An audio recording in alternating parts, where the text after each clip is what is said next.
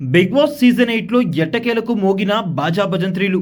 Big boss ఈ వారం house mates అందరికి కూడా ఎంటర్టైన్మెంట్ టాస్క్ ఒకటి ఇస్తారు.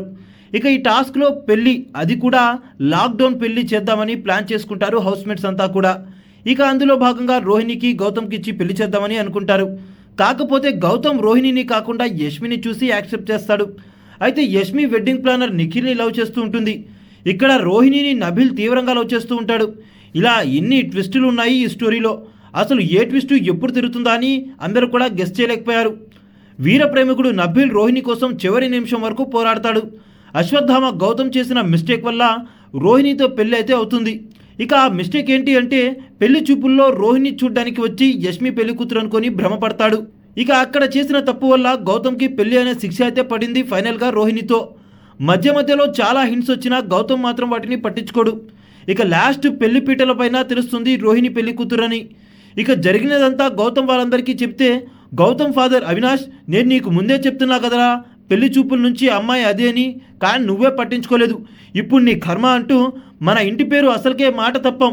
ఇప్పుడు పీటల మీద పెళ్లిని ఆపేస్తే కనుక మన ఇంటి పేరుకి మచ్చొచ్చేస్తుంది.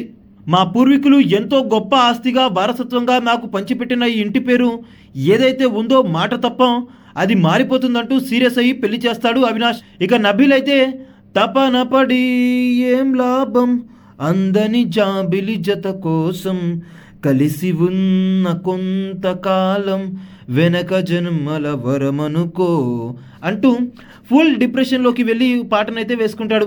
ఇక గౌతమ్ అయితే, ఏదో అనుకుంటే ఇంకేదో జరిగిందే, నీకే అనుకుంటే అది నాకు అవుతుందే అంటూ ఈ సాంగ్ని వేసుకుంటాడు.